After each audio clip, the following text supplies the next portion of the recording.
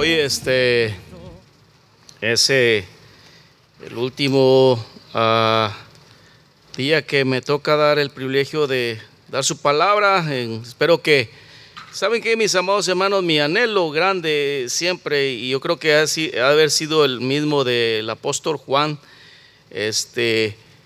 que hay un aprendizaje en sus vidas, que estos tres miércoles que hemos estado aprendiendo los primeros 3 capítulos, yo luego después sé que otros pastores van a seguir dando los demás capítulos que falta de la primera epístola. Luego quizás va a seguir la segunda epístola, que es bien cortita, pero la primera es la más larga, tiene varios capítulos. Y uno de los propósitos del apóstol Juan es que la fe de los creyentes crezca, porque recordemos que en su tiempo, en el tiempo de él, probablemente la fe de ellos estaba decreciendo. Y eso, que entendamos algo, que en aquel tiempo no había tecnología, no había nada que en cierta manera entorpeciera el poder buscar del Señor, pero más sin embargo también habían muchas otras creencias, y que eso hacía que los cristianos en aquel tiempo empezaran a dudar de lo que realmente el Señor Jesucristo era.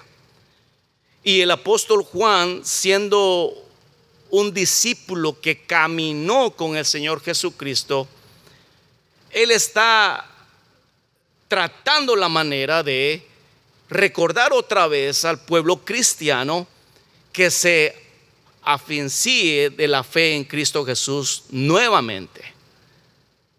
Usted va a notar que en la epístola del apóstol Juan no habla de milagros que el Señor Jesucristo hizo en el pasado. Usted va a notar que él no va a decir: ¿se acuerdan cuando el Señor Jesús proveyó alimento a 5,000 personas? No se olviden de eso. Son hermosos los milagros. También no dijo: ¿se acuerdan? También quiero recordarles que el Señor sacó de la tumba a una persona llamada Lázaro, que ya tenía más de 4 días de fallecido, y eso es tremendo. Y los milagros son hermosos cuando vienen a nuestras vidas, pero lo importante para el apóstol Juan de volver a recordarles a los cristianos era de que lograran entender la esencia de nuestro Señor Jesucristo. ¿Quién era Él? ¿Quién era Él? Porque de esa manera, amados hermanos, cuando usted conoce a una persona, no por lo que hace, sino por lo que Él es, uno empieza a tomarle un cariño, un afecto, un amor. Y esa era la intención del apóstol Juan en las cartas, para que otra vez el pueblo cristiano volviera a enamorarse de nuestro Señor Jesucristo, no por los milagros que Él hacía, sino por lo que Él es. Usted se acuerda de que el primer capítulo hablamos sobre que Él era el verbo, también era luz, principio. Usted ahora, cuando lee la palabra de Dios en los primeros capítulos, dice: ya entiendo a qué significaba la palabra verbo. ¿De qué está hablando luz? Cuando el Señor Jesús dijo: yo soy el alfa y la omega, los que estuvieron en la primera capítulo entendieron a qué se refería alfa y omega. ¿Se acuerdan? ¿Qué era el alfa y omega? Principio y fin, el alfabeto griego. Pero en este capítulo 3, si lo pudiéramos nosotros resumir, amados hermanos, del capítulo, de los versículos 1 al 3, nos enseña de que somos hijos de Dios. Y en esto vamos a entender un poquito acerca de que muchas personas hoy en día cometen un pequeño error ahí al mencionar esto, y les voy a decir más adelante porque en unos 3 minutos. De los versículos 4 al 12, otra vez el apóstol Juan vuelve a hablar sobre el que aborrece a su hermano. Pareciera que también en aquel tiempo entre los hermanos en Cristo tenían problemas y dificultades en comprenderse a sí mismo.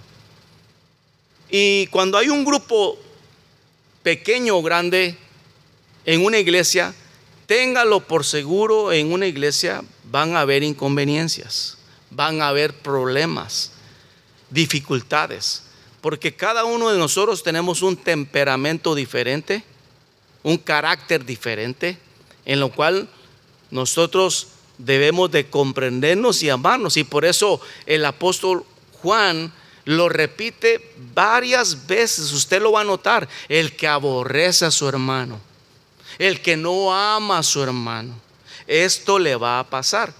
Entonces yo lo dividí en 2 partes: el que comete pecado, el que permanece en Cristo. Vamos a verlo un momento también.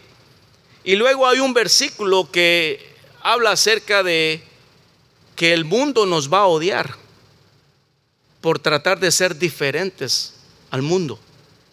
Y es muy importante, mis amados hermanos, hasta qué punto el mundo nos va a doblegar para que nosotros podamos ceder y que nos ame, o que no nos importe que no nos ame, siempre y cuando nos ame Jesucristo, siempre y cuando nosotros hagamos la voluntad del Padre. Eso es lo importante. Hay un versículo ahí también que nos habla acerca de eso. Estoy resumiendo porque luego vamos a entrar de lleno a la palabra de Dios. Por otro lado, ese está en el versículo 3, si tienen sus Biblias abiertas. De los versículos 14 al 20, nos habla el apóstol Juan del cambio que Dios ha hecho en nuestras vidas. De esos mismos versículos también hace el apóstol Juan un comparativo de aquel que no ha sido cambiado por el Señor Jesucristo. Usted lo va a poder notar. Y por último, en los últimos versículos, Juan nos dice que el Señor nos ha dejado un mandamiento. ¿Cuál será ese mandamiento? Pues en un momento lo vamos a ver. Entonces, vamos a la palabra de Dios y comencemos. En los primeros 3 versículos dice la palabra de Dios: mirad cuál amor nos ha dado el Padre para que seamos llamados hijos de Dios. Por esto el mundo no nos conoce, porque no le conoció a Él. Versículo 2: amados, ahora somos hijos de Dios, y aún no se ha manifestado lo que hemos de ser, pero sabemos que cuando Él se manifieste, seremos semejantes a Él, porque le veremos tal como Él es. Hago énfasis en palabras para que usted vaya entendiendo claramente de quién está hablando el apóstol Juan. Porque le veremos tal como Él es. ¿Qué le dije acerca del título en la letra, en la tilde en la letra ahí? Está hablando de alguien especial. En este caso está hablando de ¿quién? De Jesucristo. Y todo aquel que tiene esta esperanza en Él, lo vuelvo a decir, se purifica a sí mismo así como Él es puro. Mire cuántas palabras Él está mencionando. Cuántas veces la palabra Jesús lo está mencionando ahí. Varias veces, para que usted y yo recordemos de quién está hablando ahí. Ahora comencemos a analizar la primera palabra: mirada, que viene del griego eido. Las letras e, i, d, o, y que tiene el significado de prestar cuidadosamente atención, mirar muy de cerca. Y yo creo que no debemos de una palabra, mis amados hermanos, en la palabra de Dios, en la Biblia, es de mucha importancia cuando usted lo investiga. Por eso repito otra vez, los estudios bíblicos son para escudriñar minuciosamente palabras claves. Y el apóstol Juan está diciendo ahí, mirad. Pero esa mirada no es cualquier mirada que usted pueda dar. Usted puede decir, mire, si yo le digo, miren hacia la puerta de atrás, van a voltear y van a volver para acá. Pero cuando yo le digo, vean detenidamente. Yo no sé si ustedes han tenido la oportunidad de ir a caminar aquí donde está el faro, aquí por donde está Palos Verdes. ¿Cuántos han ido a caminar por ahí? Por donde está el faro. Lugar precioso, se lo recomiendo. Hemos ido a caminar con mi amada esposa y los perritos ahí cuando va cayendo el atardecer. A veces llevamos como un picnic, llevamos ahí y nos sentamos. Y nos encanta ver el atardecer, cómo va cayendo el sol. Pero esto es interesante, mis amados hermanos. Si vamos con una persona creyente y se pone a la orilla usted porque hay un precipicio, ahí está el mar y usted está viendo que el sol se está escondiendo. Vea la diferencia de cuando si usted le dice a alguien, mira, si es creyente, mira lo inmenso y precioso que ves el horizonte allá. Una hermosa creación del Señor. Qué lindo. Mira, si es una persona no creyente, va a ver hacia el horizonte. Sí, está bonito nomás. Perfecto, hermoso. Pero si usted está hablando con una persona creyente, yo le aseguro que empieza a analizar lo mismo que usted está viendo. Está viendo enfrente de usted un mar precioso, que hay vida dentro de ese mar. De repente pasa una ave grande y usted le presta atención y usted dice, qué hermosa creación de Dios. Ve los colores que refleja el mar. Ve y empieza a analizar que pareciera que el sol tiene vida, porque Él es el que se está moviendo, pero no se está moviendo el sol. Lo que se está moviendo es la tierra. Cuando usted empieza a analizar y mirar detenidamente algo, usted empieza en su mente a correr y decir, wait a minute, ¿estoy en el mismo lugar? Veo que el sol pareciera que se está moviendo, pero la tierra es la que está girando. ¿Quién hace eso? Nuestro Dios Todopoderoso. Entonces, ¿por qué se está escondiendo? ¿Por qué? Porque este sol la tierra está girando y está saliendo por el lado este para volverse a esconder en el lado oeste. Entonces, cuando vemos al apóstol Juan diciendo mirada, es de prestar la debida atención a lo que él va a decir. En este caso hay otra palabra clave ahí. ¿Cuál amor nos ha dado el Padre? Esta palabra cuál viene del original griego potapos. Nos indica la manera tan grande por la cual Dios nos ha amado. Vea, mis amados hermanos, esa palabra que está ahí marca una gran diferencia para toda la frase. Si solamente dijera el apóstol Juan hubiera escrito ahí, mirad el amor de Dios mostrado, usted pensaría, algo hace falta ahí. Y el apóstol Juan nos está haciendo énfasis de que ese amor es más grande de lo que usted se pueda imaginar. Por eso dice ahí, mirad cuál amor nos ha dado el Padre. Ahora, el amor que nos ha dado el Padre, esa palabra amor, usted ya lo ha escuchado. Va a haber en la palabra de Dios, en muchas ocasiones, la palabra amor. Pero no siempre esa palabra va a tener el mismo significado. Pero en esta, lo mismo que hemos hablado en anteriores ocasiones, es que en el original griego la palabra amor significa, ¿alguien me quiere ayudar? Ágape. ¿Usted sabe qué significa esa palabra ágape en el original griego? significa que es un amor incondicional, un amor que fue mostrado en la cruz del Calvario sin ver cómo su vida era en el pasado, presente y futuro. Ese amor que Dios mostró al enviarnos a su Hijo. Ahí ya cambia esto.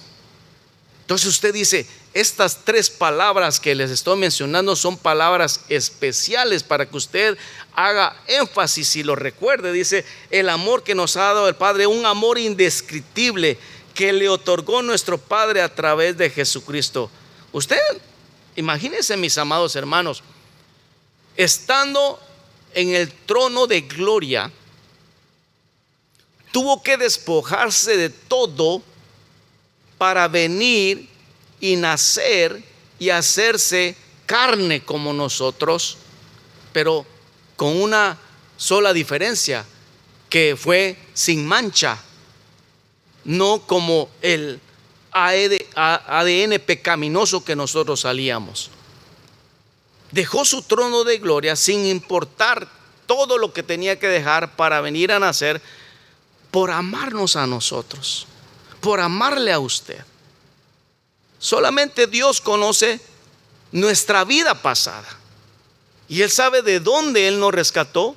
Y cuando usted ve su pasado, dice, verdaderamente Dios tuvo que amarme con cuál amor tan grande, porque yo no lo merecía. ¿Cuántas personas que han recibido a Cristo como su Salvador en las cárceles valoran eso, mis amados hermanos?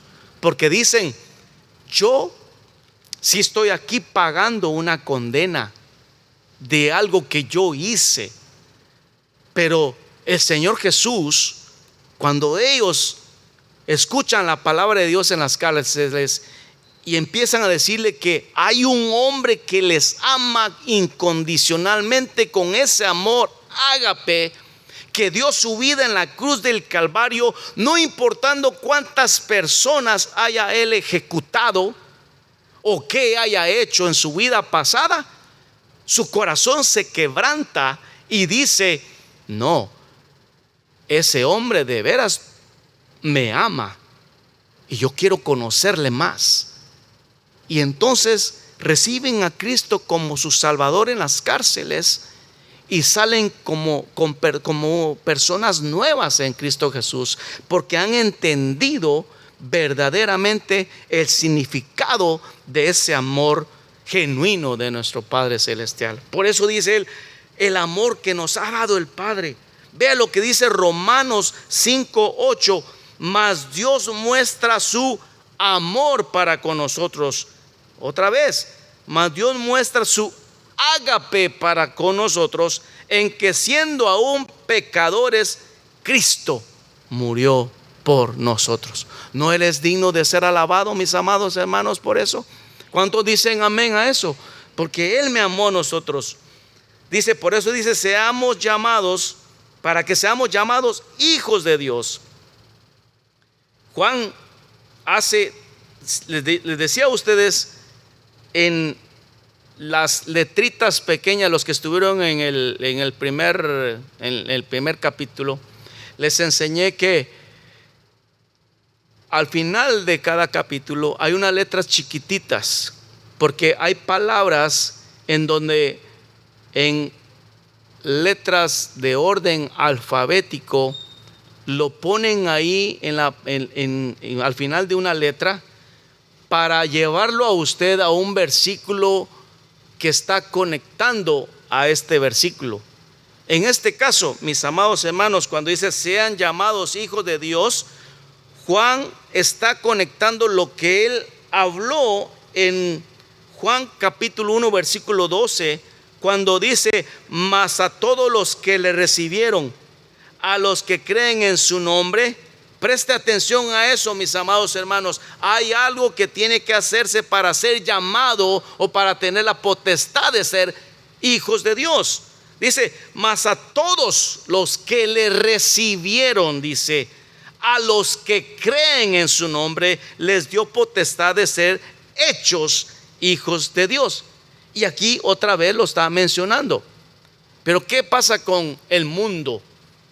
A mí me ha tocado entrar y hablar con alguna persona que no es creyente, y cuando hablamos de esto, no sé si a usted le ha pasado, pero dice, es que todos somos hijos de Dios.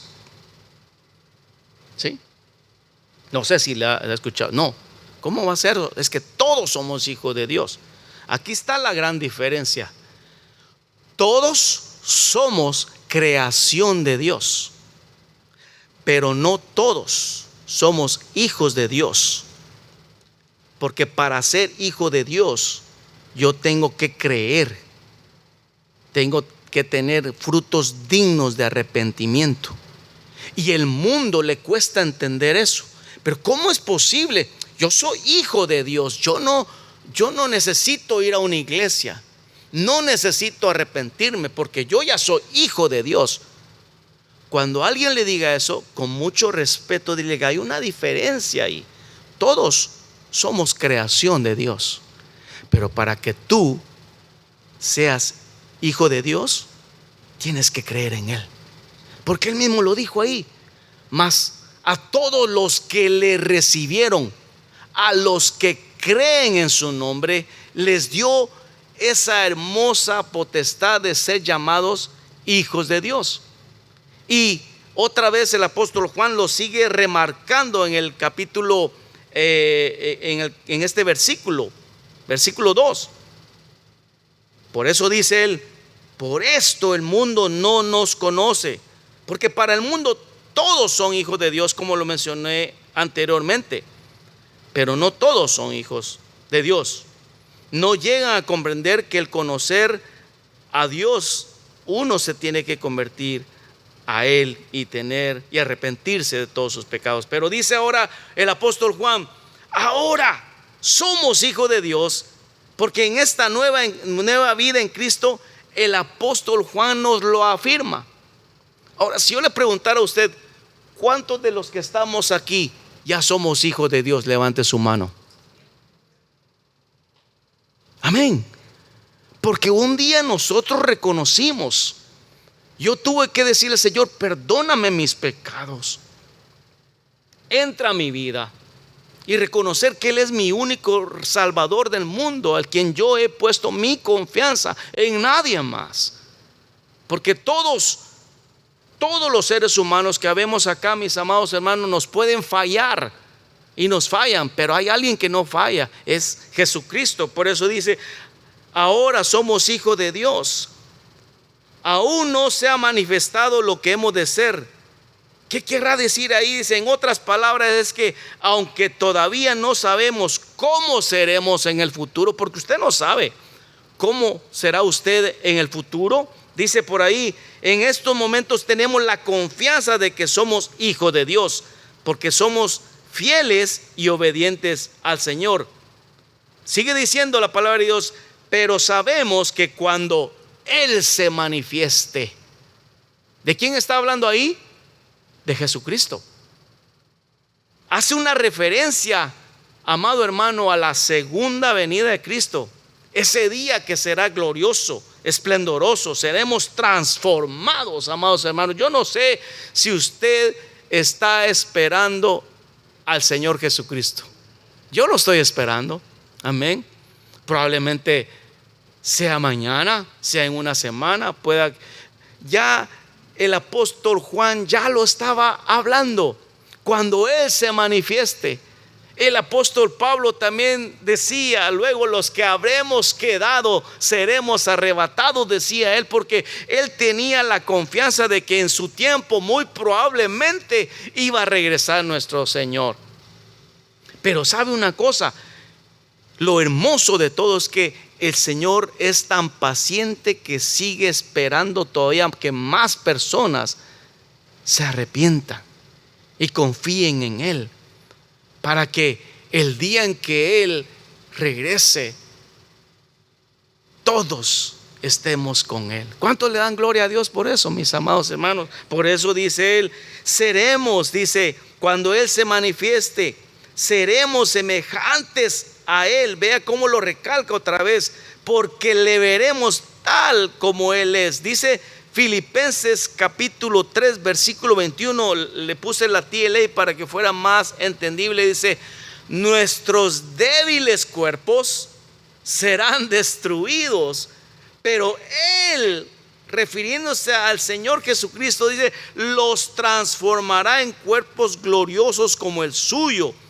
Esto lo hará con el mismo poder con que controla todo el universo.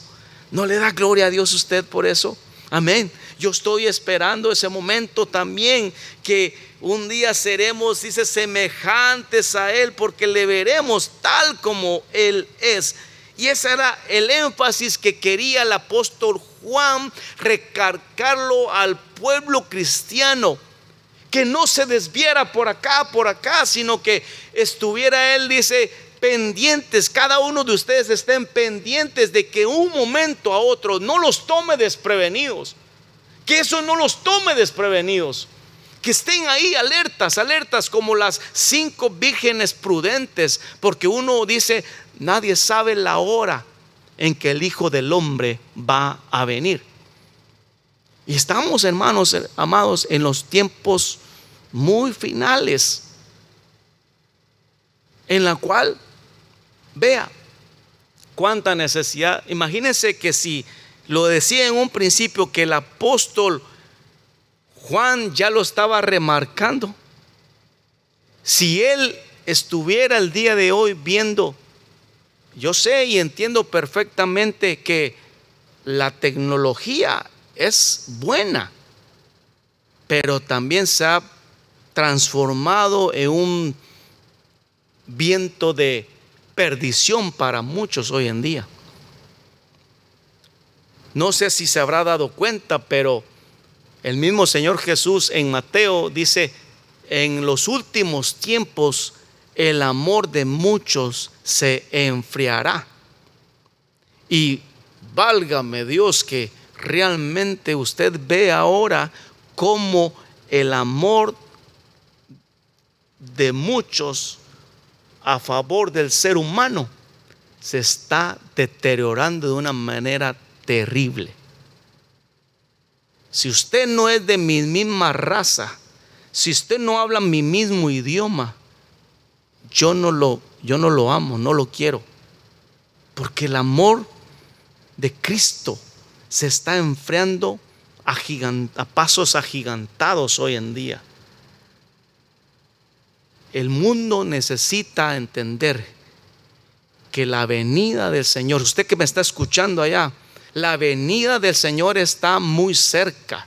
Y usted, si no ha reconocido que Cristo le ama, que Él murió en la cruz del Calvario y Él es su Salvador, créame que se va a quedar aquí.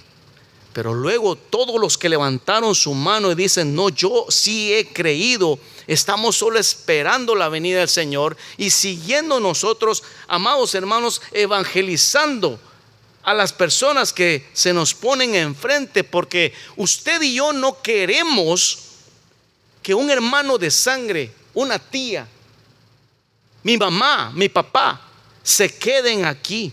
¿O cuántos anhelan que toda la familia se vaya con Cristo? ¿Verdad que todos anhelamos eso? Pero amados hermanos, estamos en los tiempos ya finales. Entonces el apóstol Juan está recalcando eso grandemente. Por eso dice: todos los que estamos aquí tenemos esa esperanza, dice, y al tener esa esperanza nos hace que nos esforcemos para estar limpios y sin mancha delante del Señor, porque sabemos que Él es puro y sin mancha. Tenemos la certeza. ¿Por qué es que usted ha confiado en Jesucristo? Porque usted se habrá dado cuenta que el Señor Jesús es puro. En Él no hay mancha, en Él no hay variación. Él ha cumplido con sus promesas. Y Él, amados hermanos, una vez me tocó a mí escuchar a alguien decirme: oye, pero si yo no creo que Él ya vaya a venir. Yo creo que así me dijo, que Él ya se olvidó.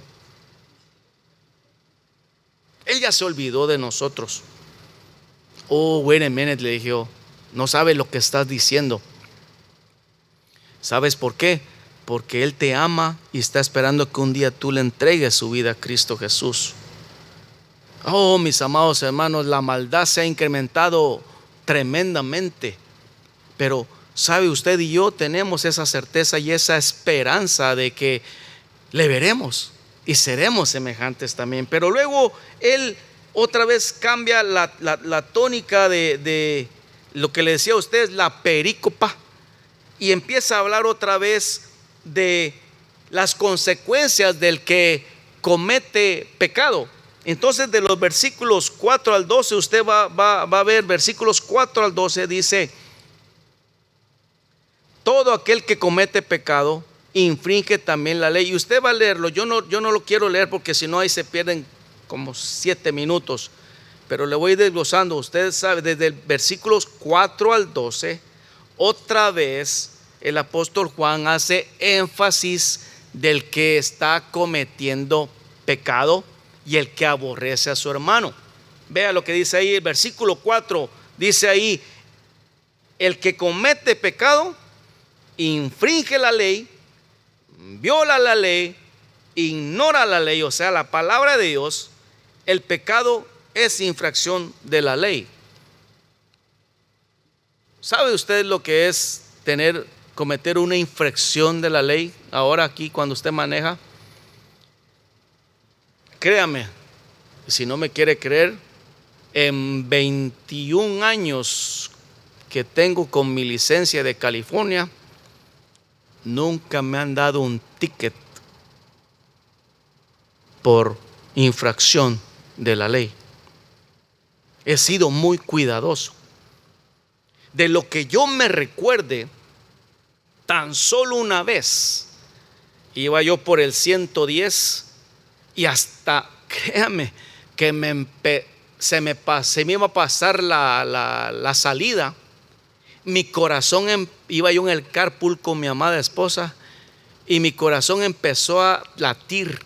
Usted no se imagina cómo, porque wow, mi esposa dice: ya no va, ya. Yo no conocía mucho todavía porque tenía apenas como unos 3 años tal vez. Pero iba yo en el carpool y se me había, y yo, ya puedes salirte. Señor, perdóname, perdona. No fue mi intención. Cuando uno, amados hermanos, tiene Espíritu Santo, le va a redarguir. Es la única vez que yo me recuerde que hizo eso y dije: no más, no me gusta hacer ese tipo de cosas. Y usted no se puede imaginar cuántos, yo creo que aquí no, en este grupo no hay, ¿verdad? ¿Cuántos cristianos de otra iglesia se meten al carpool de 2 líneas, se van acá, están infringiendo, se van en rojo, donde dice no dobles dice ahí no turn red? No, se dejan. Pero aquí no hay, aquí no, solamente allá en otra. Pero qué tremendo infringir la ley de la palabra de Dios, mis amados hermanos. No ser obedientes a la palabra de Dios. Y hay gente hoy que no le importa cometer pecado. Por eso dice ahí: el que comete pecado infringe la ley. Versículo 6 dice: no le ha visto ni le ha conocido. ¿A quién creen ustedes de quién está hablando? Del Señor Jesucristo. No le ha visto ni le ha conocido. Y este es como que le tirara un puñal para terminarlo. El que comete pecado, dice el versículo 8, es del diablo. ¡Qué tremendo! Porque el diablo peca desde el principio. ¿Y a qué se está refiriendo? Pues usted mismo lo sabe. Desde el principio. El pecado literalmente no entró en Edén, sino que el pecado ya había entrado allá en el cielo cuando Satanás en su mente quiere ser igual a Dios.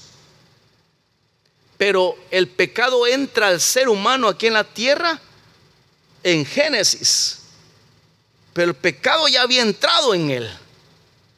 Y cuando él dice ahí el pecado ya había entrado desde el principio allá con el Satanás, se está refiriendo que él ya había cometido esa infracción al desear ser como el Señor. Dice versículo 8, él es del diablo. Dice, el que comete pecado, versículo 10, dice, no hace justicia, no ama a su hermano, no es de Dios. Está claro que el apóstol Juan quiere hacer énfasis en marcar una gran diferencia entre el que comete pecado y el que no comete pecado, porque ha creído en Cristo Jesús. Diga versículo 12, dice, hace una comparación como lo que hizo Caín. Dice que él era maligno y mató a su hermano Abel. Usted conoce la historia del primer asesinato que se hizo aquí en la tierra, porque entró el pecado en el mundo a través de Adán y Eva. Y cuando hablamos del pecado, a veces en pláticas de matrimonios o en conferencias matrimoniales, cuando de repente el conferencista, a manera de jocosa y para entrar, dice, ¿quién tuvo la culpa ahí que entrara el pecado? Y dice, oh, pues la mujer, porque ella fue la primera. Dice el conferencista, pero ¿y dónde estaba Adán? Como sacerdote del hogar. Pues no sé, tal vez él anda. Amados hermanos, el pecado entró y la culpa fue de los dos, porque dieron lugar al enemigo para que entrara el pecado. Y cuando entró el pecado en el mundo, entonces, amados hermanos, empezó los malos pensamientos, porque el ADN de ellos ya traía el pecado. Por eso es que cuando Caín ofrece la ofrenda, Abel también no lo ve con buenos ojos, que el Señor haya visto la ofrenda de Abel. Entonces dice, a mí no me gusta, tengo celos, tengo envidia. No me gusta que lo haya visto mejor a él, porque había entrado el pecado en el mundo. Cuando hay celos, cuando hay envidia, amados hermanos, es terrible, porque usted ha visto, Abel no ha sido el primer asesinado a causa de celos y envidias. Y usted no cree, a veces la persona puede asesinar a través de celos y envidias, no físicamente, sino en su mente, al no desear o a desear el mal a una persona que no la quiere por eso. Entonces, aquí Caín, o el apóstol Juan, está haciendo énfasis de lo que Caín cometió allá en el huerto del Edén. ¿Y por qué causa lo mató? Dice, por sus obras eran malas y las de su hermano justas. Pero, dice, el que permanece en Cristo. Y es lo que, amados hermanos, en los mismos versículos que hemos estado viendo, yo quiero que usted le preste atención a esto, mis amados hermanos, para que se lleve en su corazón un aprendizaje hermoso. Dice, el que permanece en Cristo, vea versículo 6 otra vez, no peca. Si queremos mantenernos unidos a Él, no podemos seguir pecando. O sea, que el que permanece en Cristo, dice, no peca. Intenta cada día, mis amados hermanos, de no pecar. Versículo 7 dice, es un hombre justo porque practica la justicia, porque Él, refiriéndose a Cristo, Él es justo, porque tenemos un gran ejemplo de Él. ¿Sí? Tenemos hay otras religiones o sectas falsas que han puesto su confianza en un hombre que ha sido pecador también. Pero nosotros, mis amados hermanos, tenemos la confianza y la esperanza de que estamos confiando en alguien que es puro y sin mancha, como es nuestro Señor Jesucristo. Versículo 9, el que permanece en Cristo, dice que es nacido de Dios, no practica el pecado y permanece en Él, no puede pecar. Versículo 11 dice, ama a todos los demás.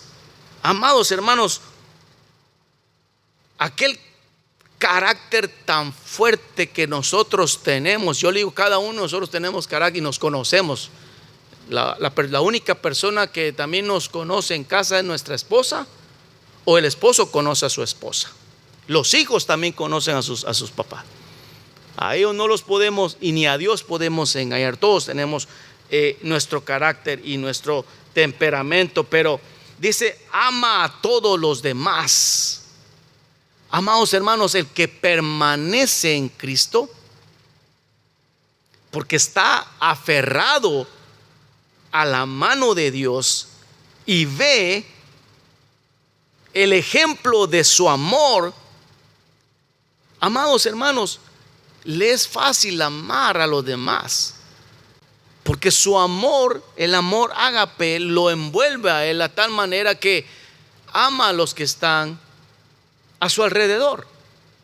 Y esta persona se le nota, o al menos yo pienso, mis amados hermanos, que a un cristiano se le debería de notar que ama a los demás, no que huyan de él solo por la cara de limón que tiene. No, él debe de notársele que ama a los demás.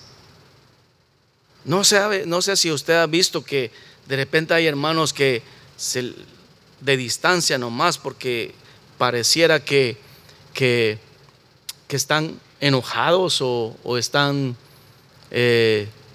con odio en su corazón, siendo cristianos. Bueno, usted dirá: sí, tal vez es que muy probablemente esté pasando por una situación difícil, pero yo no me refiero en estos momentos a eso, sino que si constantemente usted, siendo cristiano, no ama a los demás, debe de haber un problema en nuestras vidas, porque nosotros debemos de reflejar el amor de Cristo. Por otro lado, también versículo 5 hace una pregunta: ¿por qué el cristiano desea permanecer en él? Porque sabemos que Jesucristo vino al mundo para redimirnos del pecado, y él es un ejemplo vivo de que no existe pecado en él.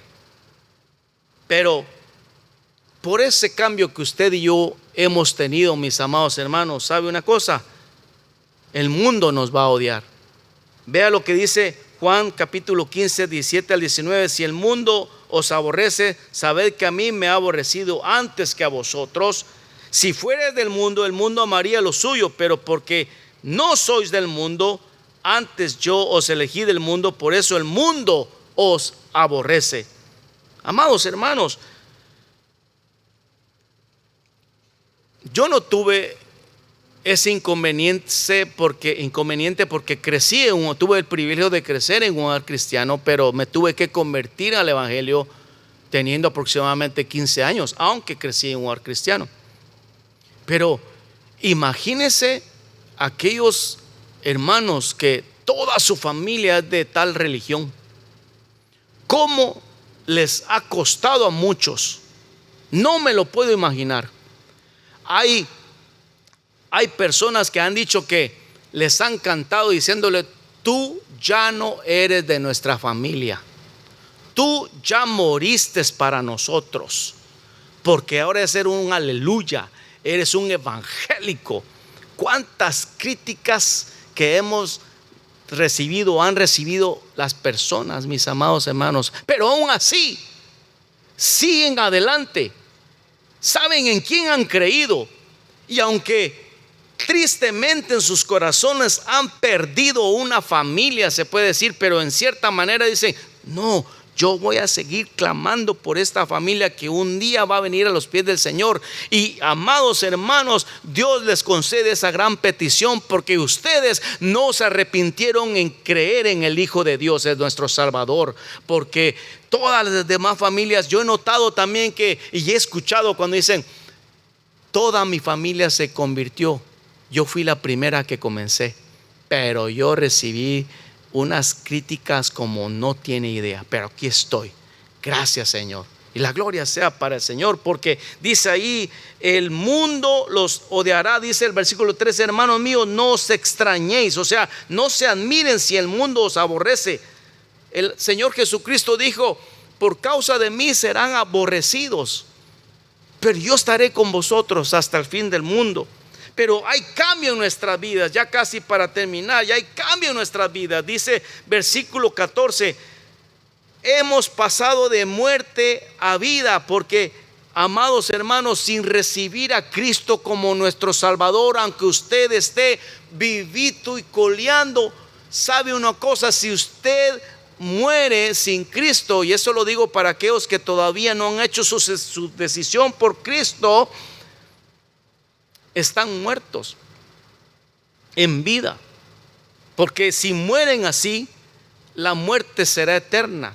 Pero para los que han creído en Cristo, amados hermanos, eso se ha convertido. Por eso Pablo lo recalca en un momento: para mí, ¿qué dice? El vivir es Cristo y el morir es ganancia. Porque a los que morimos en Cristo comienza una nueva vida eterna. Pero también no solamente, dice, el que no ha cambiado su manera de vivir, dice versículo 15, aborrece a su hermano hasta el punto de volverse homicida. Imagínense pensar que un hermano en su mente ha pensado por lo menos en quitarme la vida, probablemente por causa de Cristo. Qué tristeza. Y por último también dice: ningún homicida tiene vida eterna, y lo recalca en el versículo 15, tiene que arrepentirse. Y versículo 17 dice: es un avaro. Vea lo que dice el versículo 17, y se lo leo. Dice: pero el que tiene bienes de este mundo y ve a su hermano tener necesidad y cierra contra él su corazón, ¿cómo mora el amor de Dios en él? Se está refiriendo a aquellas personas que son, ¿sabe quién es una persona avara, verdad?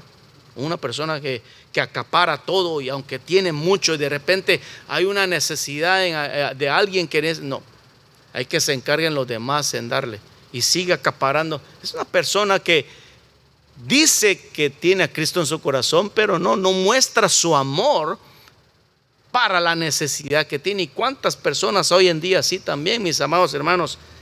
Y por último, para ya concluyendo, de los versículos 23 al 24, con esto cierro diciendo el Señor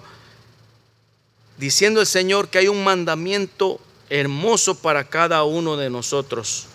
Dice el versículo 23: el mandamiento más hermoso es que creamos en el nombre de su Hijo Jesucristo, que nos amemos los unos a los otros. Versículo 23 también.